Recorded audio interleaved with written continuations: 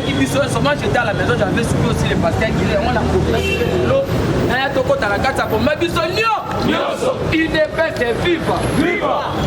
Batoko baye baboye. L'IDP c'est une machine politique.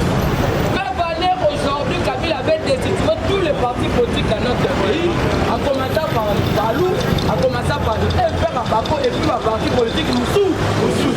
Alors, il faut voir que plus de choses à détenir, il y a un testament politique qui était par les faits, c'était Mamoulou.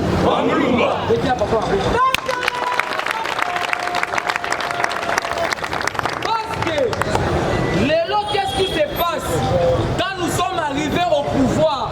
Vous allez savoir que Kabila avait militantisé toutes les institutions du pays. Kabila avait kabilisé toutes les institutions du pays. Bref année, Kabila avait choisi Tambo Mamba comme étant un président du Sénat pour remplacer le président en conformité avec l'accord. UDP c'est viva. Qu'est-ce que la Constitution dit? Dès lors que le président de la République actuelle a un convalescent ou soit un empêchement, automatiquement c'est le président du Sénat qui va prendre les relèves. Dans 6 mois, on organise des élections anticipées. Kabila le pouvoir bref année, quand le président de la République a Kenana Est, vous avez vu dans mon Mambazonga, la Mboka, la Bango, disait que dans quelques heures, je serai le président de la République. UDP c'est viva. Donc il y a une assemblée nationale avec l'incompétente Janine Mabunda. C'est pour la première fois une présidente de l'Assemblée nationale dit que non, le président de la République n'est pas un juriste et il prétend de l'être. Mais si c'était à l'époque de Joseph Kabila, il allait être arrêté. Et puis voir même au niveau de la primature, un incompétent, même ce que mon pays n'a jamais connu. UDP c'est viva.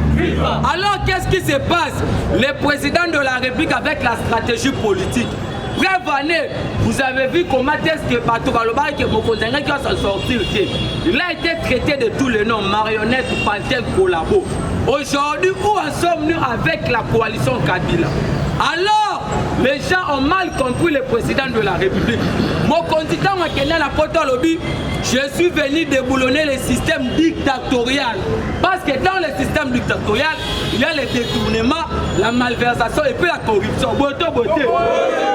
UDP c'est viva. Et maintenant, c'est le tout premier président qui a respecté d'abord l'esprit de la Constitution en créant le gouvernement de l'Union sacrée.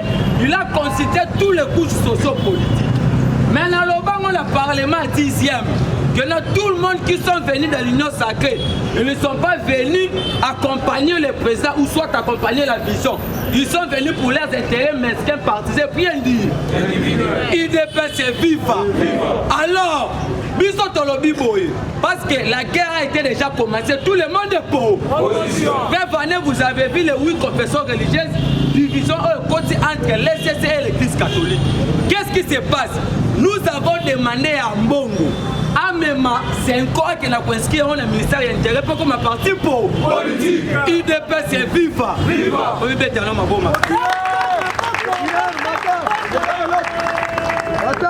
Alors, si on a stade, oh, qu'est-ce qui va se passer? Parce que nous allons pousser dans la jurisprudence. Tant qu'il n'y aura pas les élections, automatiquement on interprète l'article 7 de la Constitution. Mais de l'autre côté, vous avez vu aussi comment est-ce que Moïse, parce que Moïse Katumbi, ce sont des gens qui ont casquetté Kabila Tribi à Katanga. Bref, c'est pour la première fois. Au moment où il y a une coalition politique, mais on ne peut pas douter sur la nationalité. En commençant par Martin Fayoulou, de l'autre côté un Sénégalais, de l'autre côté un Camerounais. En commençant par Vital Kamerhe, bref, année Bakouloutou Bassawa. À l'époque, il y a Mobutu, il y avait ce qu'on appelait l'authenticité. Pour Bandi Mayo, il faut aller à Pénon. Cela veut dire quoi?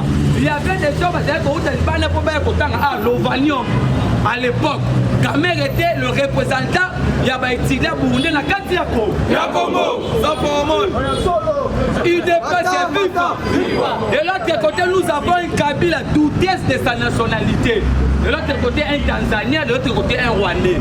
Bref, quand on a interpellé l'ancien DG au chef Patient Saïba, il a dit ceci.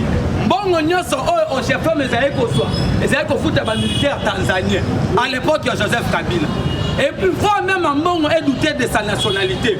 Père Vané, Ambongo c'est le tout premier cardinal médiocre sans charisme et puis sans personnalité. La vie m'a dit.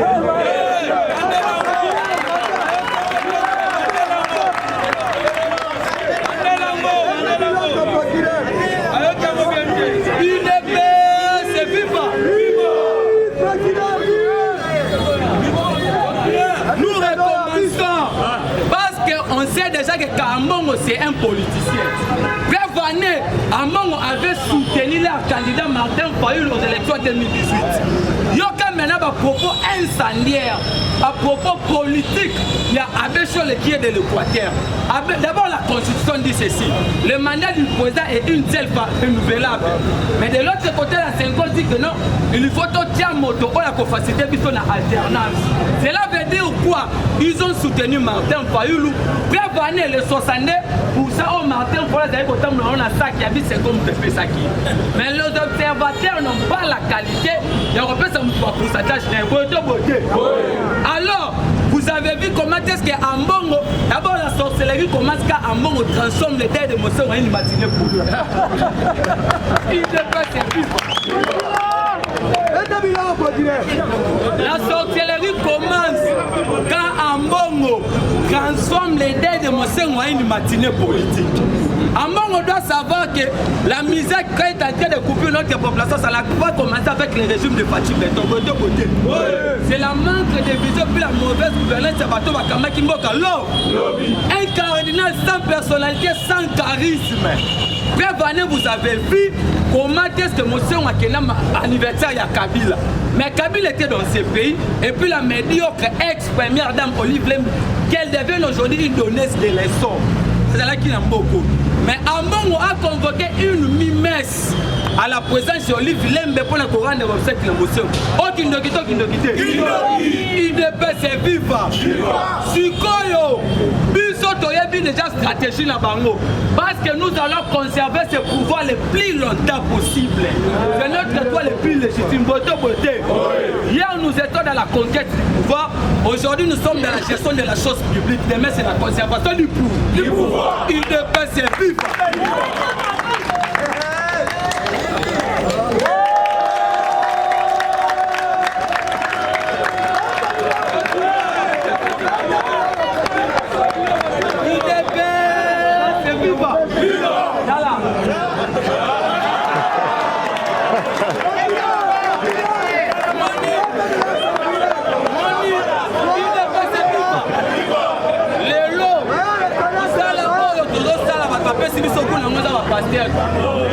Père Vané,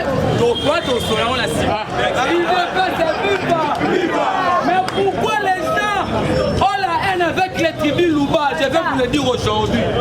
N'oublions pas que c'est l'empire Louba où il y a une colonisation belge.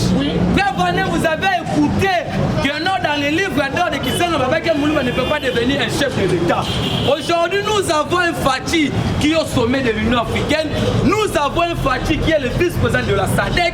Nous avons un Fachi, en 2022, il sera le président de la SADC. En 2023, le président de la CEEC. En 2040, ça fait du Congo.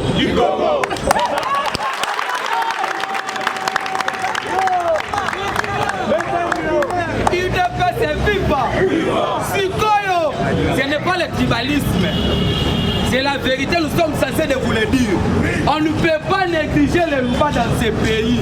Parce que le tout premier professeur en droit, c'est professeur Sekalo Moulou. Le tout premier basketteur le plus célèbre au monde, c'est Mouto Bonike. Le tout premier buteur, il y a quand les Anda et Nan. Il ne peut se vivre. Le tout premier cardinal, Malou Lazana.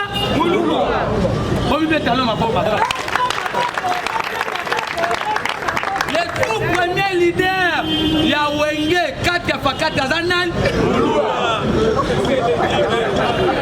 Il ne peut se vivre. Sikoyo, et là, on dit les cas. Parce que nous avons, en fait, c'est déjà depuis longtemps. Aujourd'hui, Doyeba qui carte la bango, la carte était quoi? Personne ne pensait que le président Fachi a Nicolas Salina au pouvoir. Alors Fachi, il a le sang royal. Frère Vané, Fati ne peut pas nous trahir. Fati, c'est un détenteur d'un testament politique laissé par son papa qui est notre mentor politique. Frère Vané, le président de la République a été combattu dans son propre parti politique, en commençant par Valentin Moubaki, un ennemi chéri à Fati depuis IDPS. IDPS est viva. Sikoyo, Mokotambo, Zambie, Allemagne, Italie. Qu'est-ce qui va se passer de l'autre côté? Et c'est ça, Zoluka. Mais c'est que l'église catholique et l'ETC recherche actuellement, ça n'a rien à voir avec le président de la République.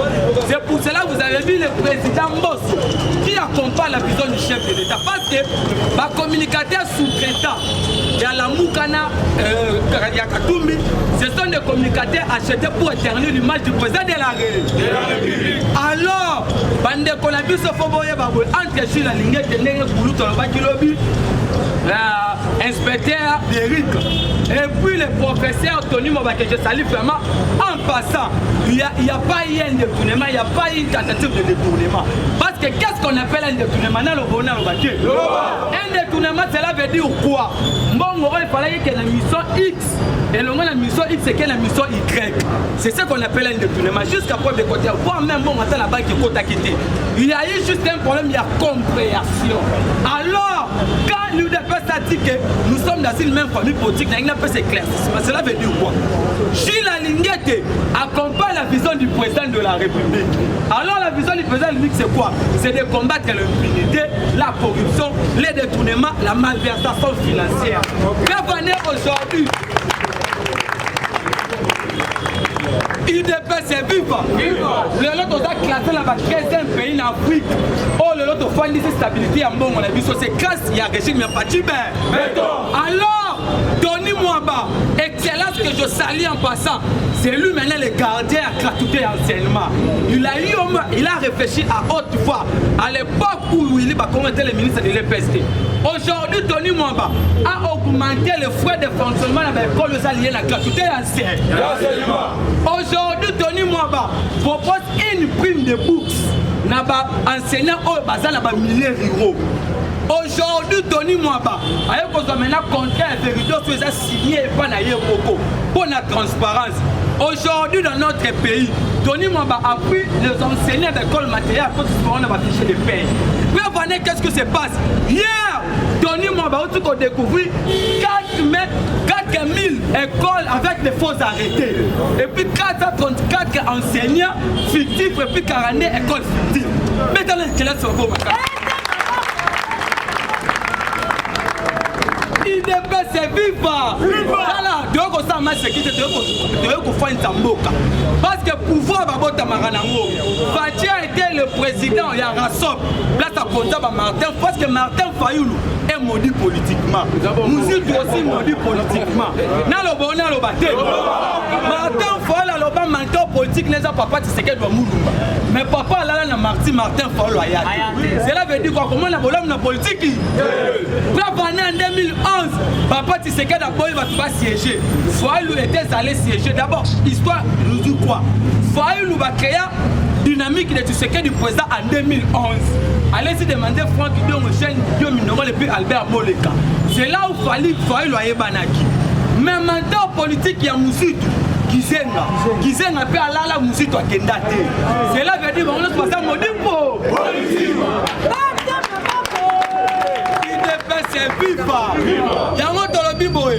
Fati Azala président de rassemblement, Fati président de l'IDPS, Fati président de la République démocratique du Congo, Fati premier vice-président de l'Union africaine, Fati deuxième vice-président de l'Union africaine, Fati président de l'Union africaine, Fati actuellement vice-président de la SADC, 2022 président de la SADC, 2023 président de la CEIEC.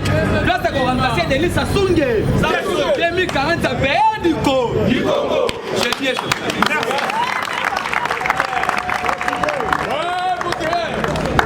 IDPS viva!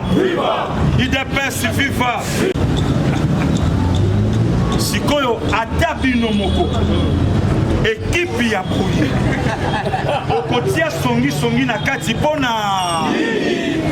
yebisanga ata bino moko nini koleka nango po obeta mutaboye masasi po yo kozwa yoka ba révélation yoka niveau ya sagesse age ya mwana boye yoka maloba azobimisa na monoko na ye.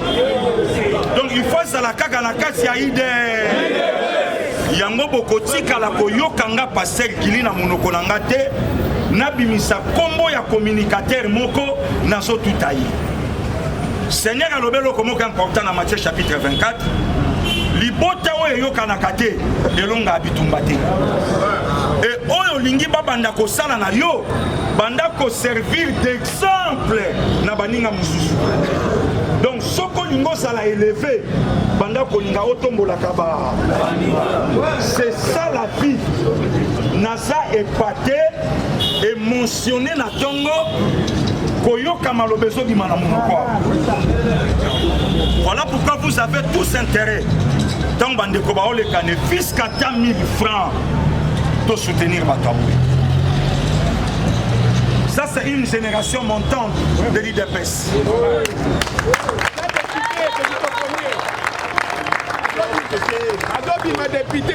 Après au commun a communicateur à parti le colanga passé Gili na leki na zobeta massa c'est pas ba communicateur wana ya 100 jours mais ce que ça il y a 100 jours procès nini et l'on connaît les salaires que Fatia confirmé en Afrique à sa président de la République.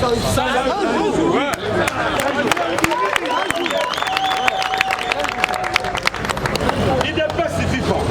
Bon, si yo tunaye yo communicateur en 1982 tant il dépasse bandaka. Pesa biso et loko yo sala au peuple va combattre bazo kangala o yo loba et ça. Donc on doit comprendre que c'est la complexe pire et simple. Pire et simple. Donc nga Pasteur Gili okotika na koyoka eni na munoko na ngate soko sana posa limisela nga bata de l'autre côté otala nde na beta bango. Mais na koto yo na boye biso salaire absence nanga et okitisa yo absence na yo et okitisa nga mukie pona nini moko yanga ake. C'est ça. Donc il faut soutenir Batabou. Ngana swangolu tango tobandi musalo yo mutabenga nga pe na ye fil na tongo akabelinga chemise na lata akosa musalo to pesite po to sana ngo ezana batu bando akabelanga ba 1000 francs awo na yebi bilongi na bango soina lobina songisa na ana ngote sona bina songisa na okokate. Alors pour aider le Parlement oyo et loko e sala biso bande kolobi ba esenga likamba ba fe voilà koloba ikombe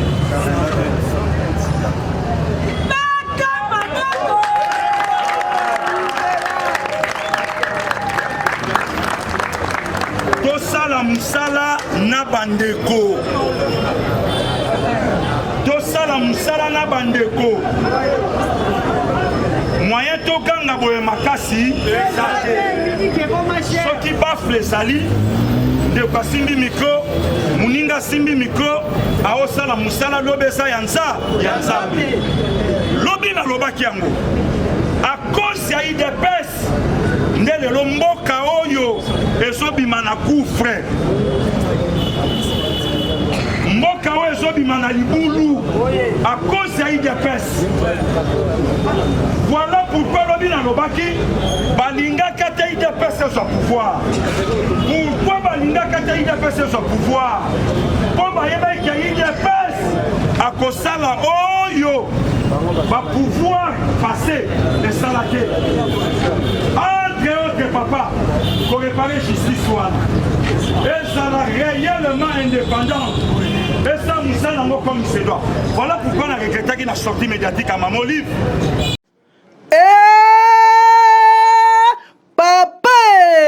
Maman, nini yangoko établissement les greniers okokuta yango wapi na boulevard poids lourd en train de l'eau numéro 27 établissement les greniers unique établissement na kata ville province de Kinshasa établissement les greniers suka établissement les greniers bakoyamba yo kuna et papa Laurent na mama na nous bapesio ya kolia pe ya komela na établissement le grenier bazoteka en gros pe na détail na établissement le grenier baprix ezali ya Paris pe na Bruxelles na établissement le grenier le peuple d'abord na établissement le grenier ti na établissement le grenier suka ya makambo.